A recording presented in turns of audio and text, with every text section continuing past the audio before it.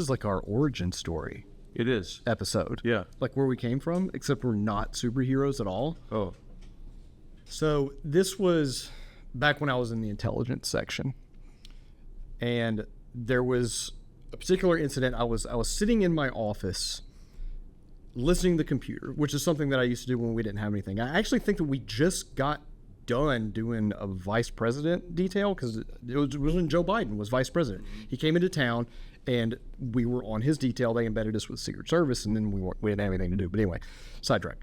But in the times where we didn't have anything going on in the intelligence section, I would just listen to calls. And then one day there was an incident where I'm listening to it, and there's a shooting on the west side of Fort Worth, and officers are arriving. They find out that somebody is shot in the street. He's dead, unfortunately. Horrible scene, right? Just a very, very bad thing going on there. But I could tell from listening to the radio that the officers, they didn't know really fully what was going on, where to go, but somehow they parsed together that the individual that was deceased there in the street was a father, or no, it was a son. I'm sorry. It was a son, and the father had shot him. Okay. And they somehow got information that he was going to his wife's house to shoot her too. But they didn't know where he was going. So, right? Yeah. Like, he's on his way there now. This is very, very, a horrible situation. They got to find out where he's going. Right. And it was in that moment that I can still, it's really weird because this is very, very clear to me. Like, I still remember this with perfect clarity to this day. I thought to myself, I can do something about this. Like, I have access to this stuff at my computer, and I can call these officers, tell them where to go. And that's what I did. So I called them up, said, hey, guys, you need to go to this address. This is where you need to go. Because they didn't have time to do that. They were just busy, investigating the scene. It was chaos out there. So they arrived, they got her out, and then he eventually goes to a park next door and ends up committing suicide. But to this day, I still don't know if he went to that house and saw the officers there, right? He could have been there to shoot her if I hadn't enacted. Sure. But that's really how the crime center in Fort Worth started at that point. Because I sat back in my chair and went to my lieutenant and said, I want to do this full time. And he said, that's like a real-time crime center. And I had no idea what that was. Yeah. What did you think it would do for either you or the PD at that point? Were you looking at it as, once he said that, were you looking at it as this is going to be something big? Did you look at it as this is just going to be something different? What?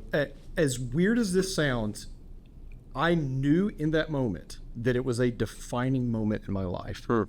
Very bizarre. Yeah. Like, because, we're law enforcement. We're used to, doing all kind of things all the time that are, that are big deals. But it was something so weird about it. I'm like, this is going to change my life and the trajectory of my department and how we investigate and handle crimes. And it did. Yeah.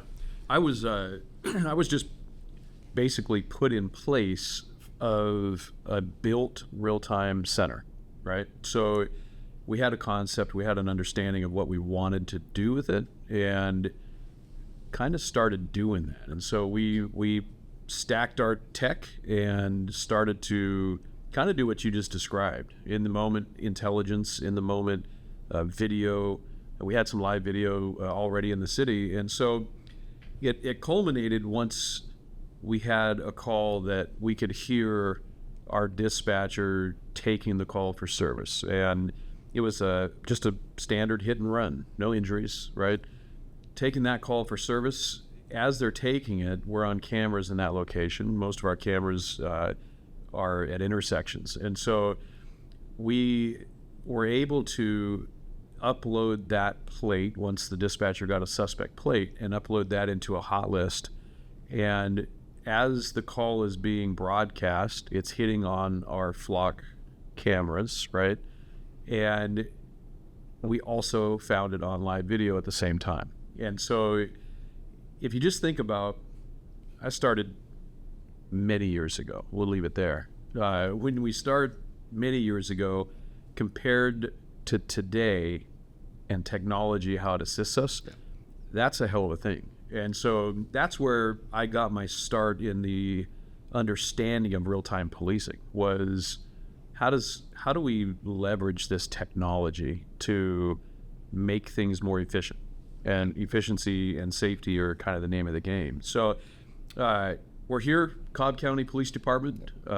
This is, by the way, gracious hosts. We're very thankful to be able to be here filming. And we're here to talk about real-time policing and what that is and what it means. So how about you let everybody know who you are? Yeah, so Dalton Webb is my name. Obviously, I was in law enforcement for 18 years, retired as a sergeant before I came to Flock. Much like you, got very, very involved with the real-time crime center movement, which we're now referring to as real-time policing because, you don't necessarily have to have a real-time crime center to do this. And I think that's something that a lot of people don't realize. But yeah, just been doing that for like the last 10 years of my life now. And it feels like, it's been forever, but you've aged. Yes, for sure. Yeah. I have not. Exactly like you did 10 years ago. I had this gray beard when I was 13. My name is Jamie. I retired from law enforcement earlier this year, and after 31 years of doing that, I came. The neat part about this for me, by the way, is I came from the professional staff dispatch world before I got into real-time policing. You came from the sworn law enforcement world before you got into real-time policing, and so I've always appreciated our different perspectives and our similar perspectives on real-time policing, and I think that's what we'll lay out in this podcast series too. Is not everybody's the same, not all of our thoughts are the same, but also real-time policing isn't the same everywhere. Well, along those lines, I was talking to it may have been you. I was talking to somebody about, but it's like real-time crime centers and police technology in general. It's one of the very, very few things where, one, everybody knows each other across the nation, right? It's a very, very tight-knit group. That is true. We all talk. Yeah. And two, there is this blending of sworn and civilian that is just completely normal. Yeah. And for those that that haven't been in the profession, that's not that common. Right. And there's nothing malicious about it. It's just they don't cross over that often in that function. Would you agree? I do agree. And it's so if we were to separate that conversation into physical real-time center versus philosophical real-time policing. So I'll start with the real-time center. In that center, you have everyone doing a job. And I don't know, I bet we could debate this for hours with all those folks you mentioned, right? The ones we know from around the country in the same space. Is because no center starts with enough staffing, everybody's busy doing their job and busy doing it very well, and people see that. And so if I have a police officer next to me operating a camera very well, and I have a non-sworn person next to me operating a camera or a hot list very well, you start to respect those abilities. And so there's really, it's not even a question. Everybody works together, right? And this is what we do. And then you have the philosophy of real-time policing. So,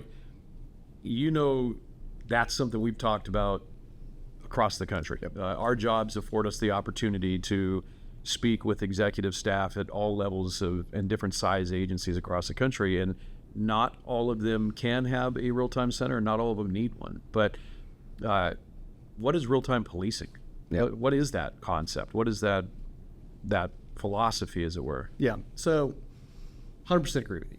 And especially on the part where the misconception right now in the profession that I have to have a real-time crime center in order to do real-time policing, which is absolutely not true. Right? Would you agree with that? I do agree with that. So they're cool, though. They are cool. And they work. Exactly. And you know what? Some people do need it. Yeah. Because at the end of the day, real-time policing is always going to be more effective and efficient in a real-time crime center as opposed to not. Yeah. But you can do real-time policing. In fact, there's people everywhere doing real-time policing today that don't realize it through technology. That's a good point. Yeah, it's if you were to identify what makes real-time policing, what would that include for you? So I think it comes back down to what are we trying to accomplish as a profession, right? We want there to be no crime. That's kind of what we're going for here. So I think law enforcement is realizing, one, technology is getting integrated into everything that we do in society, including law enforcement. Right. But two, the greatest chance that we have as a profession to deter crime completely is to make the person that is going to commit the crime believe I'm going to get caught, right? Yeah. The certainty of being caught is the greatest deterrence to criminal behavior that there is. Yeah. And I think law enforcement realizes that now. But the number one thing that determines that over everything else is speed. Agreed. How fast can we get there or get the information to get that person in custody? Yeah. Right? Yeah. Because the bad guy says, I'm going to go rob a store, and there's a really good chance I'm going to rob the store, and I'm going to get out, and I'm going to get away. Yeah. But if it's in his mind, that store's got cameras, police have access to that. They've got license plate readers, they got drones, they got, name your technology. There's no chance that I'm going to get out of that store and get away within the next 5 minutes. Yeah. And it's when you talk about speed, you can go to a different path as well, in the sense that we are, as kind of a profession, able to identify trends and patterns much faster than we used to be able to, and react to them. So the game of crime, right, when it comes to bad guy and copper, right, that game is now a shortened version of what it used to be. And so with technology, we're able to identify things that used to take days, weeks, months, right? And we're able to identify that almost immediately. Yeah, and the longer, and this is something I want people that haven't been in the profession to understand, the longer a crime goes unsolved, the more likely it is to fall through the cracks. True. And it's just not going to get solved. Yeah. So that's why speed is so important. And this is something I've talked about before at conferences or other places that I've been. But the intelligence cycle in law enforcement in general is pretty inefficient, right? Sure. Yeah, I think we talked about this. Yeah. Because It's gotten better. yeah, it has gotten better. But Because of still, policing, that's right. it's gotten better. Yeah, agreed. But in general, that whole process, there's really 4 things that you've got to do really, really well to have the correct outcome. One, you've got to ingest information, right? You've got to get information in. Yeah. Because if you don't know what's going on, it's completely pointless. And how do Right. we do that? Police reports, field interviews, et cetera, right? We're just ingesting the information. But then somebody has to actually analyze the information, right? Whole process to itself, right? Whole process, a whole profession to Yeah, itself. We true. have crime analysts, and that's what they do. They analyze crime. But then, I would say 1 and 2 is we've kind of got that pretty well figured out as a profession, law enforcement. It's not perfect, but we're pretty good at it. But then it really starts to break down, in my opinion, because after you do that, you've got to disseminate what you found out. It's got to get into the hands of people, right? To the right people. Yeah. And this is where there's a big problem in the profession with especially communicating not just internally but across jurisdictionally. Yeah. Right? Yeah, agreed. Yeah, we our profession we retired from is not known for efficient dissemination of information. Right? I just remember the old days, right? So I won't go back as far as typed memos, but the old days of blanket email, send it to everybody and hope it hits. We were still doing that when I retired. Right? Yeah, and I think it's still going on today. Yeah, and it's inefficient. Yeah. It's ineffective, right? But also speaks to why, as a profession, we're not the most swift folk to make changes, to identify issues, right? So, I think that leads to what you were highlighting there, right? Is the ability to bring information in, turn it into intelligence through analysis, right? And then disseminate that in an actionable way that allows people to use it. Yeah. Yeah. Which is the 4th part. You've got to act on it. Yeah. And that's a big assumption that you're going to get information. You're going to analyze it. You're going to find out what's going on. You're going to get it into the hands of the right person. They're going to pay attention to it. They're going to remember it. Yeah. And then they're actually going to take action on it. Yeah. And I bet there's crime analysts out in the world that are listening to this right now, shaking their head, laughing, being like, "Yeah, that's a big problem." Yeah. For us. I mean, if you think about that, it's Police departments have employed crime analysts and intelligence analysts for a long time. And having known many of them, they do a lot of work that is not considered. Yeah. Right? It's work that's professionally done, and then it's discounted. Yeah. And it's like they're checking a box. Right. The agency's checking a box. Yeah, and I've seen a movement with these agencies that really dive into real-time policing. They're looking into, let's change the way we do policing. What I've seen across the board, Cobb County PD, where we're at today, is a very good example of that, where sworn or non-sworn, right, sworn or professional staff, doesn't matter. If you're good at this job, come in and do it. If you are good at analyzing and creating actionable intelligence, come do it and do something with it, right? So for me, real-time policing is simply being efficient through leveraging the technology that you have, right? So you're increasing efficiency, and through that, it leads to more enhanced safety for your officers, for your community, right? One thing, and maybe we'll talk about this when we have another episode, with regard to, it's not just safety of our officers that real-time policing helps, right? It's the safety of the community as well, in the sense that we can look at things that are reported by people and determine if they need a police response or not. And if they don't, we don't have to contact that person that was reported. And so if you think about that, real-time policing through the use of technology is really saving lives, potentially, on all sides, right? And that's kind of a neat concept, right? So it's really the efficiencies that tech brings. It's the leveraging of that technology in a way that makes it lead into yours, lead into that intelligence analysis, right? Yeah, and I agree with you what you're saying 100%. Especially on the efficiency part. So going back to what I was talking about, those four things that you have to do correctly. When you take a real-time policing approach to that with technology, you can streamline that whole process, right? So you ingest information, but you're ingesting it in the moment, and then you're analyzing it in the moment, right? Yeah. Maybe it's a shoplifting that just occurred, and your real-time crime center pulls up cameras at that store, and they're literally watching it happen as it's occurring. Right. And the person leaves. And then they get the license plate from the license plate reader as that person's leaving. Yeah. And they're following it on with a drone. That it's just so much more efficient to do things that way, and that person's going to get in custody. Yeah. But, going back to the crime bulletin, it doesn't have to be in the moment. It can also be something that's already happened. So, the officers, they delete their crime bulletins, Yeah. They may get 5 or 10 a day. They may not even open the email. They may not open it. Yeah, they may just delete it outright. Right. Which I would say probably most do, just because they're inundated. Sure. But take a license plate reader on the side of the road, for example, right? And Jamie Hudson has a warrant for, I don't know, what's the worst thing you've ever done? I don't know, but that's a likely scenario. So we'll keep going with that one. Yeah, a particularly heinous warrant. We'll just leave it open. Yeah.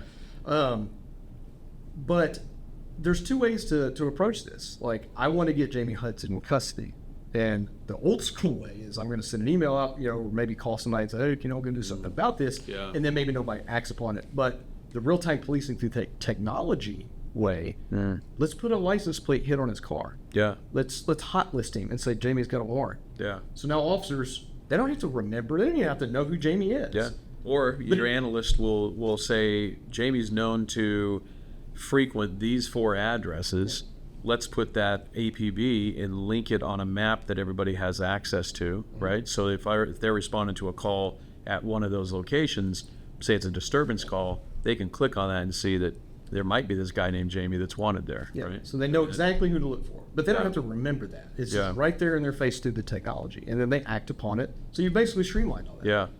So part of what we're going to do with this podcast is deliver some solved stories. And so right now we're going to go to Katie, who is going to give us a solved story for this week. Yep, great. Katie, take us away. All right, folks, let's get to our solved story. So for today, we're going to set the scene. An attempted homicide occurs in Shawano County. Shawano County deputies reach out to Dodge County Sheriff's Department and they say, hey, we think this vehicle fled southbound. It's a white Ford Focus. Be on the lookout for it. Now, these BOLs are traditionally really hard to find. Agencies just swarm the area. They hope they stumble on that car. Well, Flock has kind of changed how that works. And so in this case, a Flock safety license plate reader captures the vehicle on LPR, and deputies start to respond to that area. As they're headed into that area, knowing that that suspect is there, he hits a second camera a little bit farther south. Not only does that give them a new, updated location, it also gave them an exact direction of travel and a really easy way to pick him off and make sure that they made contact with this suspect. When they found him, he led them on a vehicle pursuit. He nearly hit 2 other cars. Once the pursuit finally terminated, they were able to take him into custody after chasing him shortly on foot and bring the community some justice. Thank you, Katie. So this is, it's a classic license plate reader apprehension story, right? So every day. Every day. And everywhere. And so, you have this attempt homicide suspect who, the beauty of license plate recognition is you don't know where that person's going, what they're about to do. They could be doing nothing, but they could be going to commit another crime. And through the use of LPR technology, we're alerting who needs to be alerted that this person or this vehicle is somewhere nearby. So that leads to real-time policing. License plate recognition is not real-time policing, but that information leads to real-time policing, right? So let's go back to both of our days before license plate recognition was something that we had at our agencies. How would that have played out in Fort Worth? You have an attempt homicide suspect in a vehicle. Yeah, very, very low chance of actually getting that person custody, right? There's no technology out there. Probably that agency sends out a broadcast, which comes over the MDC. This is to text file. This person, et cetera, et cetera, et cetera. Right. And the information they need to get. But we would have no idea where he is, where he's going, what he's going to do. Maybe he's going to commit another homicide. Yeah. Right? You just don't know. But the real-time policing aspect, using the technology, it allows you to be very, very precise with what you're doing, right? Yeah. Which is a term that I think we hear a lot now, is precision policing. We do. Matter of fact, first time I heard it was from Chief Van Huser of this place that we're here. Yeah.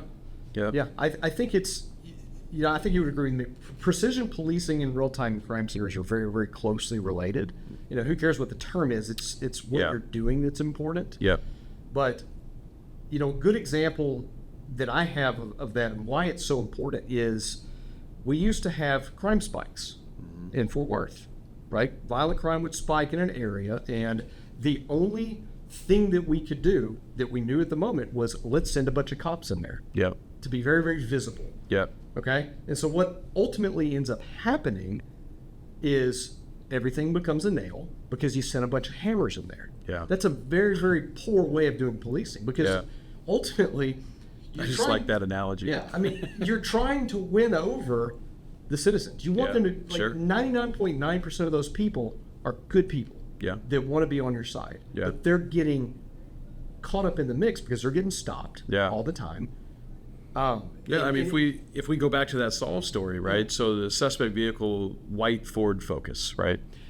So back when this occurred, I wonder how many white Ford Focuses there were, right? And so now, through this use of technology, through real-time policing, you're able to find the white Ford Focus and not just all of them, right? And really, you're lucky if you have a model, right? Most of the time, it's white four-door and white car. How many of those are out there? And so, this is really allowing us to effectively police, right, and do that well.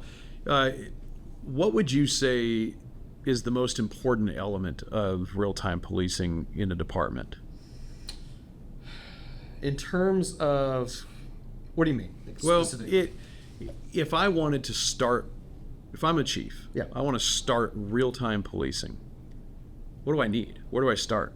So you have to have the right technology. Okay. Right. I'm not saying you have to go out and spend $1 million in technology, but you have to have some form or fashion of technology. Yeah. Because without the things out there in the field telling you what's going on, whether it be a license plate reader camera, a live camera, a drone, whatever, right. audio detection, you're not going to be aware of those things to act upon them. So True. from my point of view, I would say identify your worst areas. Okay. And, I use worst pretty loosely because worst to a major city with a major crime problem is not the same as a small department with Sure. very little problem. But there's still problems Yeah. that are affecting their citizens.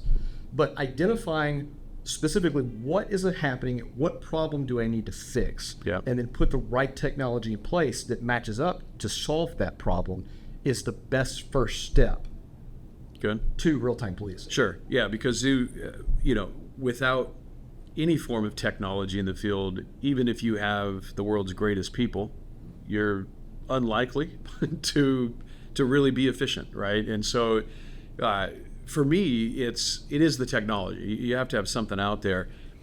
What we've both experienced, what I know that they've experienced here at Cobb PD, is you absolutely have to find the right people to execute your initiative, Yeah. right? Yeah. And your strategy. Because the technology doesn't matter if you're not the people. Yeah. Right. Yeah, it's an interesting thing because being in law enforcement for so long, there were a lot of the wrong people in the right jobs and a lot of the right people in the right jobs, and usually it's that latter part that does well, right? When you have the right people doing the right job and doing it well. Your final thoughts on real-time policing, and really kind of wrap up for the folks listening and watching. First of all, I'm sorry you're watching Dalton and I. It's there's probably better things to look at, but what are your final thoughts on real-time policing? Again, I'm a chief. I'm listening to this podcast, right? What from the words of Dalton should I know? You're probably already doing it, for one, or at least your best, most efficient officers are already doing it. They're gathering information, they're acting on it immediately. Yeah. In ways that were not possible before. But going back, I think we were talking about earlier, like, you don't have to have the crime center to do this. There's way too many chiefs and individuals out there that are saying, well, I can't really do this until I launch my crime center, which is not the case. It is not. You can start doing it today. Yeah. I pushed my desk over into the corner the next day that I came in after that incident and started being a crime center. That's right. Right? Yep. And it was efficient, very, very limited, but it was very efficient, like in terms of getting the right information. I don't know, what do you think? It's I don't think that an agency of any size has a choice whether or not they go into this philosophy or not. You must engage in real-time policing. Every agency that I've come across has staffing issues, right? In just that alone tells you that you need to be more efficient with the force that you have. You need to be more efficient with the technology you have. So it's not going anywhere. It's not a fad, right? If you're a chief or a sheriff and you're a holdout on the fad of real-time policing, it is something you must engage in, in my opinion. Yeah, you don't have a choice. It's coming for you regardless. Yeah. So that's a wrap for this first episode. It is going to be cool to do these and kind of talk about what our passion is, real-time policing and some ice cream. Yeah, and ice cream. And hearing stories from people that are doing this. Yeah. Yeah. That would be nice. Yeah, let's talk about some crime centers next time. Okay. Yeah, let's do that. We'll do it. Yeah, thanks. Good times. Bye. Can you leave bye in there? Okay.